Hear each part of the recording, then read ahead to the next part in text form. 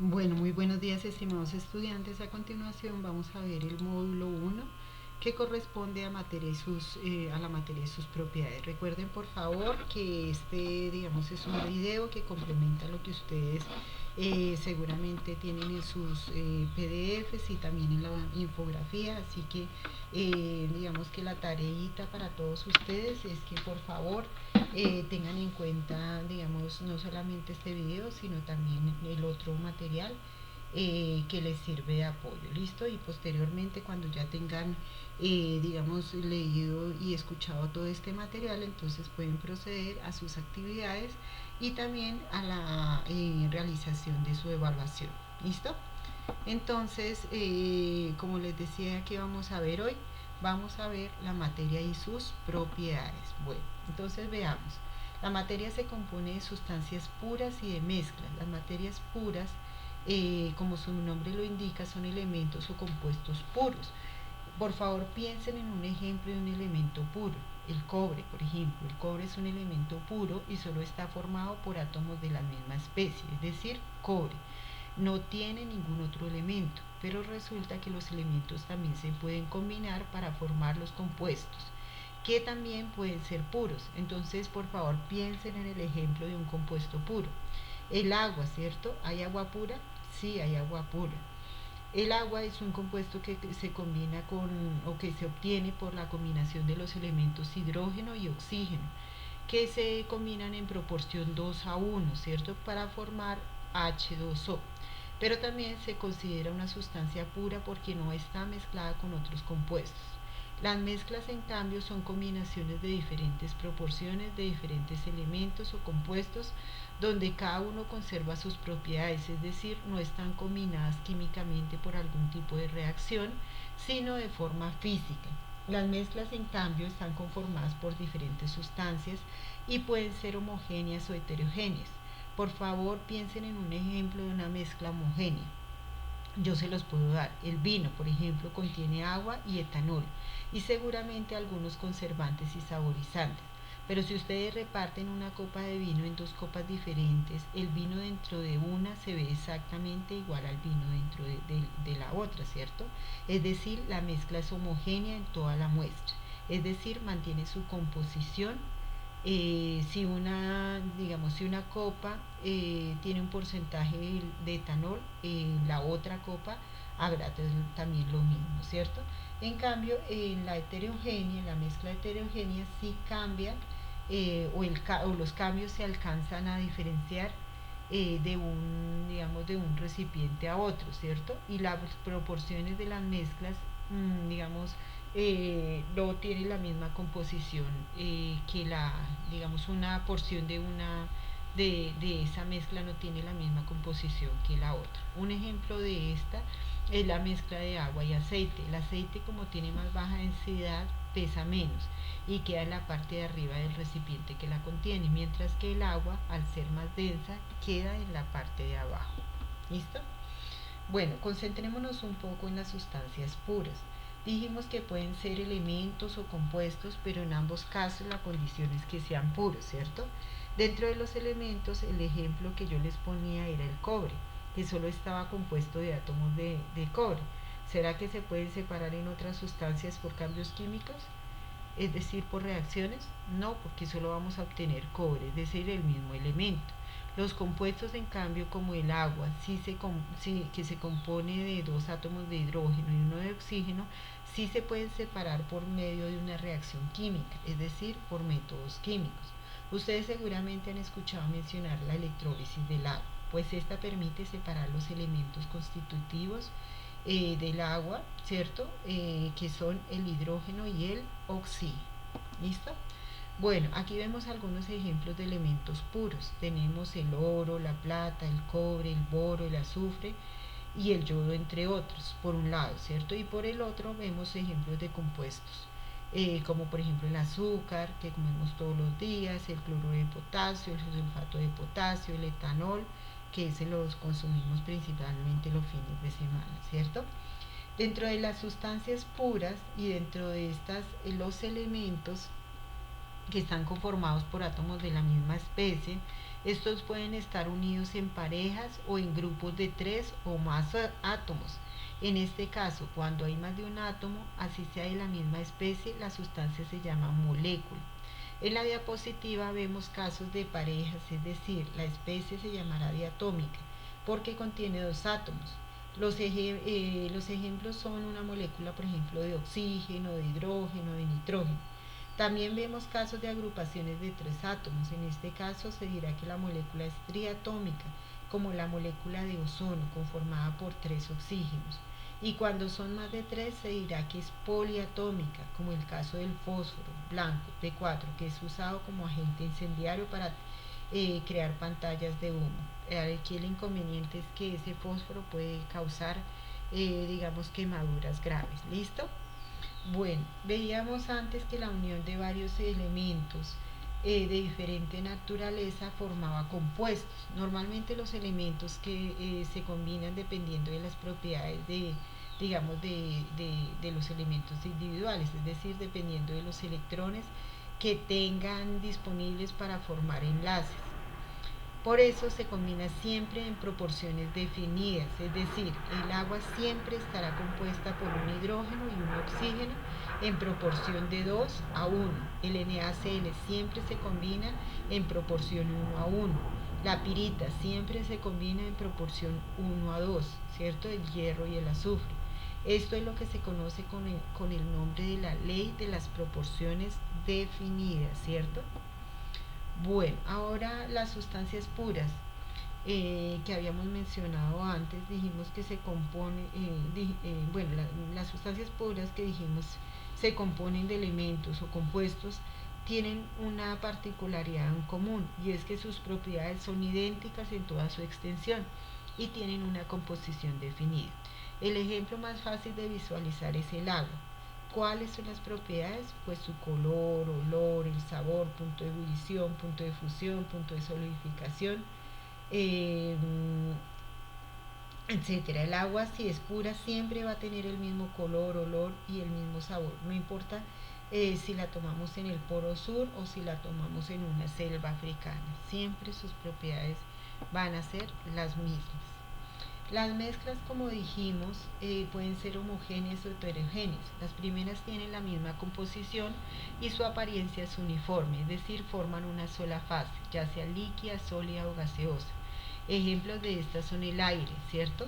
Mientras que las mezclas heterogéneas no tienen la misma composición, es decir, yo tomo una proporción, si yo tomo una proporción no será seguramente igual a la otra, tienen varias fases.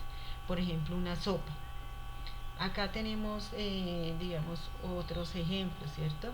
Entonces vemos allí una ensalada de frutas, vemos que tiene varias fases sólidas, una mezcla de agua y aceite, tiene 2 fases líquidas, una sopa tiene 2 fases, una sólida que es el recado y otra líquida, ¿cierto? Entonces ahí vemos ejemplos de mezclas heterogéneas, ¿listo? Bueno, ahora miremos los métodos de separación. Eh, los métodos de separación. Bueno, esto como dice la diapositiva, digamos, las mezclas se pueden separar por métodos físicos, es decir, métodos donde no ocurre una reacción química. ¿Listo? Entonces, el primer método de separación es la decantación. Eso normalmente se hace en el laboratorio, en un material de vidrio que se llama embudo de decantación, que es un recipiente con forma de trompo, con una llave en la parte inferior y un tapón en la parte superior. Este método se usa para separar líquidos que no son solubles entre sí y que tienen diferentes densidades, es decir, el uno es más pesado que el otro, como por ejemplo el agua y el aceite. Cuando tenemos una mezcla de este tipo, simplemente la agregamos al embudo de decantación y dejamos que la mezcla repose por un tiempo suficiente para que se formen las 2 fases. Y posteriormente destapamos el embudo y abrimos la llave de abajo y recogemos la fase inferior. En el embudo queda la fase menos pesada, la de la parte superior, y con eso ya hemos conseguido separar las 2 fases. ¿Listo? Bueno, ahora veamos otro método de separación. Este es el de la filtración, ¿cierto? Es un método de separación de mezclas. Se emplea para separar sólidos pequeños de líquidos. Para eso se usa un papel filtro de tamaño de poro tal que deje pasar el líquido pero no permita el paso del sólido. Esto lo hacemos con ayuda de un embudo de filtración por gravedad. Ejemplo, la filtración del café que hacemos. ¿Listo? Bueno, otro método muy conocido es la evaporación, que es el método por el cual se separa la sal que consumimos del agua del mar. Esta agua normalmente contiene alta cantidad de sales aún disueltas y otras no. Así que si calentamos, evaporamos el agua y la sal al no tener el mismo punto de ebullición quedará en el fondo del recipiente. ¿Listo? Bueno, otro método de separación es la destilación, que sirve para separar líquidos miscibles, como por ejemplo los componentes del petróleo, o también separar sólidos disueltos de un líquido o en un líquido, ¿cierto? Como por ejemplo el agua azucarada. Se basa en la diferencia de puntos de ebullición. Por ejemplo, si ustedes ponen una mezcla de agua etanol, que es una mezcla homogénea, estos se pueden separar por diferencias de puntos de ebullición. El etanol tiene un punto de ebullición de 78,37 grados centígrados y el agua 100. Así que si ponemos a calentar esta mezcla, primero saldrá el etanol y posteriormente el agua. ¿En qué consiste el equipo? En un balón que se puede calentar con un mechero o con una plancha del calentamiento. El etanol se evapora primero y pasa por el condensador, que es un tubo largo forrado con un compartimiento por donde circula agua fría, por lo cual el etanol al contacto con las paredes frías del condensador se condensa y pasa al estado líquido nuevamente, donde se recoja en un frasco recolector. Ahí están en la diapositiva señalados todos los nombres. Así que de esta manera se logran separar los líquidos por diferencias de puntos de ebullición. Otro método de separación es la centrifugación. Se utiliza cuando tenemos un sólido de tamaño muy pequeño suspendido en un líquido. El sólido normalmente tiene una densidad mayor, es decir, pesa más que el líquido, pero debido a que su tamaño es muy pequeño no se va al fondo del recipiente sino que queda suspendido, como cuando tú reconstituyes una droga o un polvo en un líquido. Este es muy usado, digamos, en diferentes carreras, por ejemplo, en carreras afines a la medicina, para separar los componentes de la sangre. Ustedes saben que la sangre está compuesta por glóbulos rojos, glóbulos blancos y plaquetas, que son la parte sólida de la sangre, y también está conformada por plasma, que es la parte líquida. Los componentes sólidos, al tener diferente densidad que el líquido, pesan menos, y por eso si nosotros le aplicamos una fuerza centrífuga los obligamos a caer al fondo del recipiente que los contiene, y de esta manera podemos separar, por ejemplo en el caso de la sangre, el plasma, que es el líquido, de los glóbulos rojos, de los blancos y de las plaquetas. ¿Listo? Todos los sólidos quedan abajo y el líquido queda en la parte superior.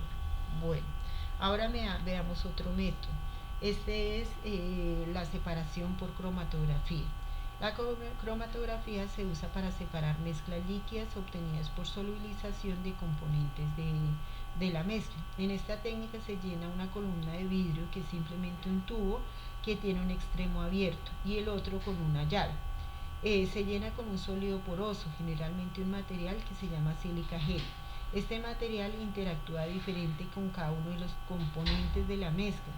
Así que hacemos que el líquido que contiene la mezcla, así que si hacemos que el líquido que contiene la mezcla fluya a través de la columna por gravedad, dependiendo de la interacción de cada componente de la mezcla con el soporte o con el material del soporte, en este caso la sílica gel, unos van a ser más retenidos por otros y van a salir en diferentes tiempos de la columna, con lo cual los podemos separar.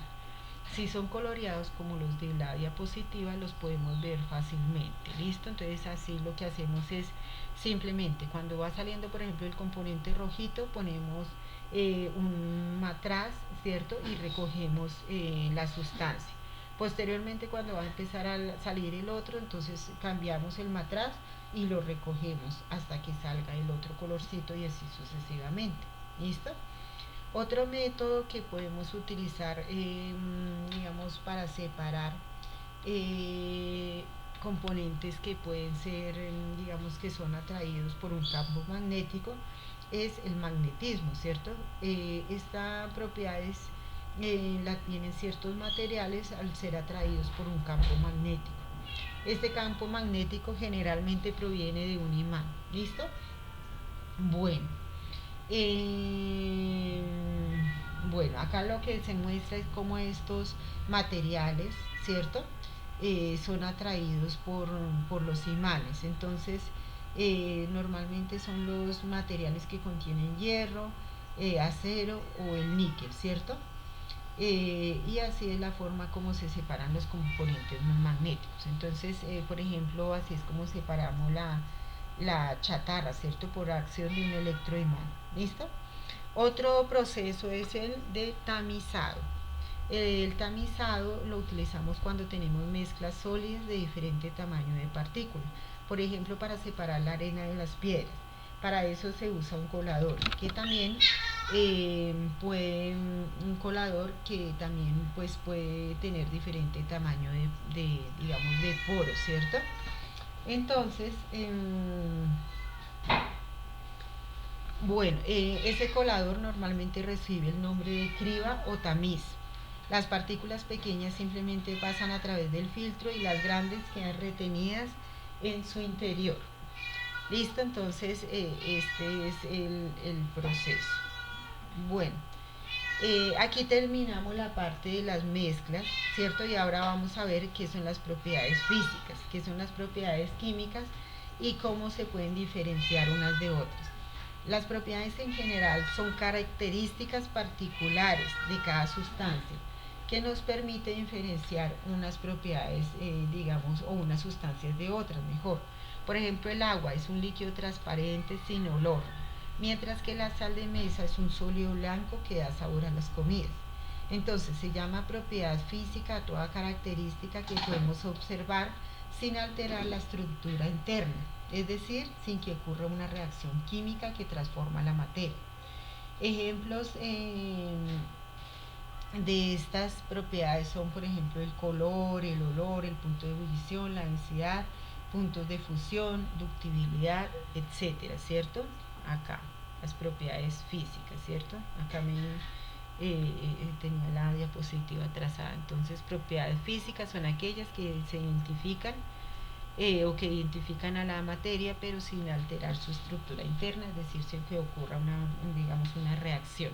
Y acá están los ejemplos, ¿cierto? Entonces el olor, el color, el punto de ebullición, la densidad, el brillo, la ductilidad, etcétera. Ahora las propiedades químicas. Las propiedades químicas sí transforman la materia por medio pues, de las reacciones. Entonces se dice que transforman la estructura interna del material. Por ejemplo, decimos que la madera es combustible porque cuando encendemos un tronco, por medio de la combustión, que es una reacción química, transforma la celulosa del tronco en cenizas, alterando por tanto la estructura interna del material. La descomposición de la materia que observamos, por ejemplo, en una manzana cuando la cortamos y la dejamos al aire libre, y se pone toda negra, también es una reacción química. ¿Cuál es la reacción? Pues la descomposición, ¿cierto? Que ocurre con el oxígeno del aire, o sea, es una reacción de oxidación. Entonces, propiedad química solo la observamos mediante una reacción o transformación de la materia. ¿Listo? Bueno, concentrémonos ahora un poco en las propiedades físicas. Resulta que estas pueden ser intensivas o extensivas. Extensivas es cuando dependen de la cantidad de materia, por ejemplo el volumen, el peso, el largo, el ancho, el alto, todas estas dependen de la cantidad de materia. Y las intensivas son cuando no dependen de la cantidad de materia, por ejemplo el color, el olor, el punto de ebullición o de fusión. Eh, bueno, por ejemplo el color. Eh, ¿Será que cambia cuando tenemos un gramo digamos, de sal común? El color cambia a cuando tenemos un tarro de sal común. No siempre va a ser el mismo, entonces no depende de la cantidad de materia. Eh, el agua, por ejemplo, a nivel del mar siempre hierve a 100 grados centígrados, así sea una gota o una ollada de agua. La densidad, que es masa sobre volumen, fíjese que es una, digamos, como una excepción que nos puede confundir. La densidad está conformada o está representada como masa sobre volumen, que son propiedades extensivas que dependen pues de la masa. Pero cuando decimos el agua tiene una densidad de 0,9998 gramos por mililitro, esto quiere decir que un mililitro de esa sustancia pesa 0,9998 gramos. Y eso es así si yo tengo un vaso de agua o si yo tengo un galón de agua. Siempre el agua entonces va a tener la misma densidad. Por tanto, es una propiedad intensiva. Así venga de dos propiedades extensivas como la masa y el volumen. ¿Listo? Bueno, mmm, ya dijimos que hay propiedades físicas y propiedades químicas. Ahora pensemos qué son los cambios físicos y qué son los cambios químicos. Pues los cambios físicos son los que alteran la apariencia de una sustancia. Por ejemplo, un metal, ¿cierto? Un metal puede estar en forma de una varilla y por ejemplo la varilla se puede doblar. ¿Qué cambió? Simplemente su apariencia. Mientras que los cambios químicos son los que involucran una reacción de transformación de una sustancia en otra. Por ejemplo, el paso, digamos, de zinc a óxido de zinc la transformación de una sustancia neutra, ¿de cuál? De zinc a óxido de zinc. Entonces, que se produce seguramente una reacción digamos, de oxidación donde el zinc se unió al oxígeno y produjo el óxido de zinc, ¿cierto? Entonces eso es un cambio químico.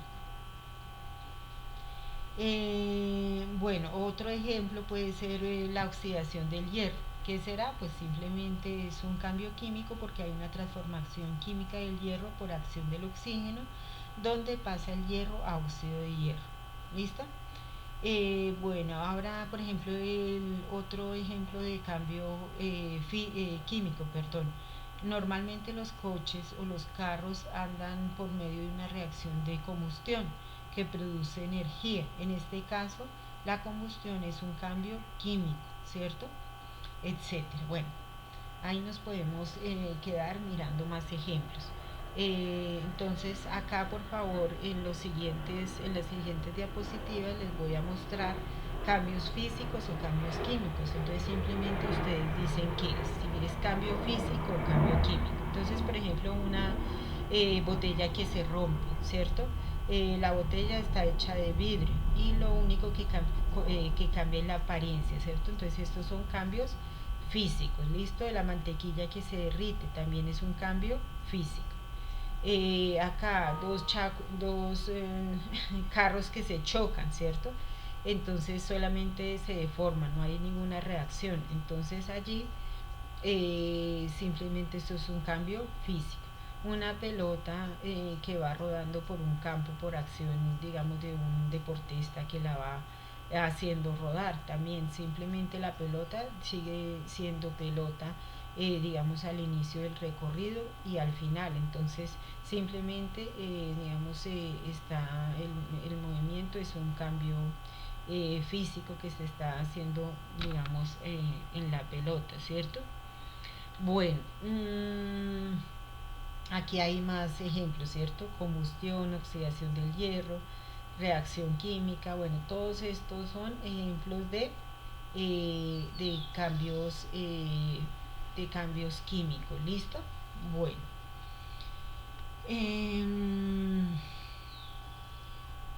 ahora miremos un poco, acá hay más ejemplos, ¿cierto? Ahora miremos un poco los estados de la materia. Hay unos con los que estamos más familiarizados que son los estados sólido, el líquido y el gaseoso, pero también hay un cuarto estado que es llamado el plasma. ¿Listo? ¿En qué se diferencian unos estados de otros? En la cercanía que hay en las moléculas que conforman la materia y en su energía.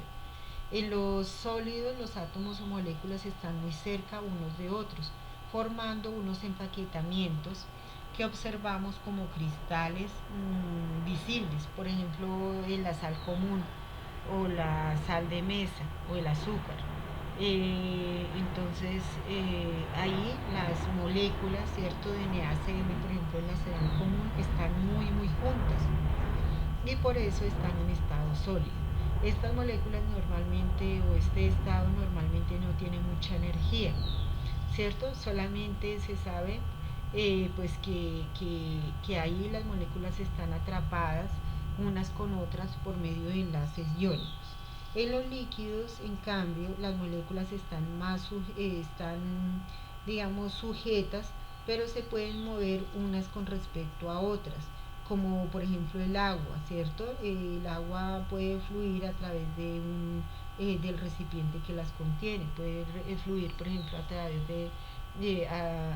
de una cafetera hacia un pocillo, y por eso se pueden mover fácilmente. Ahora pasemos al gas. En los gases las moléculas están tan separadas que difícilmente hacen contacto unas con otras y tienen tanta energía cinética que están revoloteando por todo lado en el recipiente que las contiene. Si les diéramos más espacio ocuparía. Como por ejemplo el aire. Si destapamos un globo que contiene ese aire, el aire pasa de un espacio más pequeño, que es el espacio que tiene dentro de la bomba o dentro del globo, y se dispersa por toda la atmósfera. ¿Listo? Bueno, el plasma es parecido a un gas, tiene una diferencia, y es que una porción de sus moléculas están cargadas eléctricamente. Si están cargadas eléctricamente quiere decir que son iones. Acá se caracteriza también este estado porque las moléculas no poseen un equilibrio electromagnético. Ejemplos de este fluido hay muchos, aunque nosotros pues parece que no estemos muy relacionados con esto, ¿no? Pero sí hay. Por ejemplo, los tubos fluorescentes están compuestos por los gases argón y neón y un poco de vapor de mercurio. También pues contienen el filamento de tungsteno, que al calentarse al rojo logra la ionización de los gases y los pasa a su estado de plasma. Entonces acá les muestro digamos una lámpara de plasma. ¿Listo? Bueno, el plasma se encuentra en las estrellas como el Sol, también en el fuego, en los rayos y relámpagos, en las nebulosas, ¿cierto? Es más, en nuestras casas también se encuentra. Nosotros tenemos televisores de plasma, ¿cierto? Miremos ahora las características de los sólidos. En los sólidos, como les decía antes, los átomos o moléculas están muy cerca unos de otros y se mantienen así porque tienen unas fuerzas de atracción que vamos a ver más adelante, ¿cierto? Pero estos los obligan a no separarse, es decir, hay unas fuerzas de cohesión muy altas, por eso el material es ordenado, de estructura rígida, tiene forma y volumen constante, son duros, difícilmente se comprimen y tienen alta densidad. ¿Listo? Estos son los sólidos. Ahora miremos los líquidos. En los líquidos los átomos o moléculas están más separados. Sí hay fuerzas de atracción y repulsión, pero estas están en equilibrio y los dejan fluir sin permitir que se escapen como en los gases. Ellos toman la forma del recipiente que los contiene. Se pueden contabilizar también su volumen, pueden disolver otras sustancias o ellos mismos disolverse en otras sustancias. Presentan además una propiedad que se llama viscosidad, que es la medida de la resistencia fluida. ¿Listo? Ahora pasemos a los gases. En los gases las fuerzas de repulsión son mucho mayores que las de atracción, por eso los átomos y moléculas están muy separados unos de otros. Y por eso mediante procesos físicos se pueden comprimir, expandir, difundir en otro gas o pasar por un compartimiento a otro por un orificio muy pequeño que se conoce como efusión. ¿Listo? Bueno, entonces estas son, digamos, como las características de los gases. ¿Listo? Ahora miremos, digamos, los cambios de estados. ¿Listo? Ya vimos los estados de sólido, líquido, gaseosa o plasma. Ahora miremos cómo se llaman los cambios de un estado a otro. De sólido a líquido se llama, por ejemplo, fusión. Viceversa se llama solidificación. De líquido a gaseoso se llama vaporización. A la inversa, de gas a líquido se llama condensación o licuefacción. De sólido a gas sin pasar por el estado líquido se llama sublimación, y al revés, es decir, de gas a sólido se llama cristalización o sublimación inversa o regresiva. ¿Listo? Entonces eso por favor tratarlo de memorizar. Igual acá les queda la diapositiva para que ustedes lo tengan en cuenta. ¿Listo?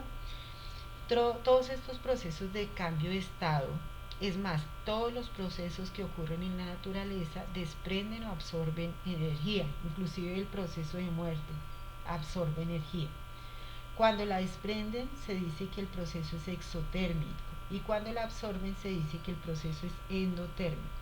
Habíamos dicho que en el estado gaseoso las moléculas tienen más energía que en el estado líquido, y a su vez que en el estado, digamos, sólido, ¿cierto? Pues para pasar de un estado más bajo de energía a uno más alto, el sistema tiene que absorber energía. Así el paso de sólido a líquido, que se llama fusión, será endotérmico, absorbe energía. El paso de líquido a gas, que se llama vaporización, y el paso de sólido a gas, que se llama sublimación, también son endotérmicos. En el sentido opuesto, es decir, el paso de gas a líquido, que dijimos que se llama condensación, es exotérmico, desprende energía. Y el paso de líquido a sólido, que se llama solidificación, también es exotérmico. Y el paso directo de gas a sólido, que se llama sublimación regresiva, será también exotérmico. ¿Listo? Bueno, ahora miremos unos truquitos acerca de cómo podemos saber que ha ocurrido una reacción química. Si cuando mezclamos dos reactivos líquidos se forma algo sólido, también llamado precipitado, esto es un indicio que ha ocurrido una reacción que transforma la materia, ¿listo? O que transformó la materia.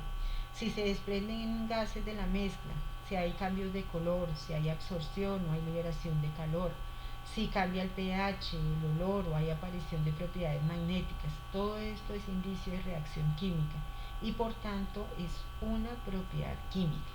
Ahora lo que hago es que les voy a dejar, ¿cierto? Unos procesos físicos y químicos para que ustedes me indiquen a qué cambio corresponde, si al uno o al otro. Entonces, dilatación de un gas, evaporación del agua, combustión de la pólvora, etcétera. ¿Listo? Respondan también por favor esas preguntas y acá también clasifiquen, digamos, en elementos, compuestos o mezclas. Esto es simplemente para complementar, no tiene ninguna nota. ¿Listo? Bueno, estas son las referencias bibliográficas.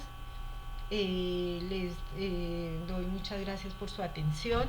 Quedo atenta pues a sus preguntas e inquietudes. Muchísimas gracias y hasta una próxima oportunidad.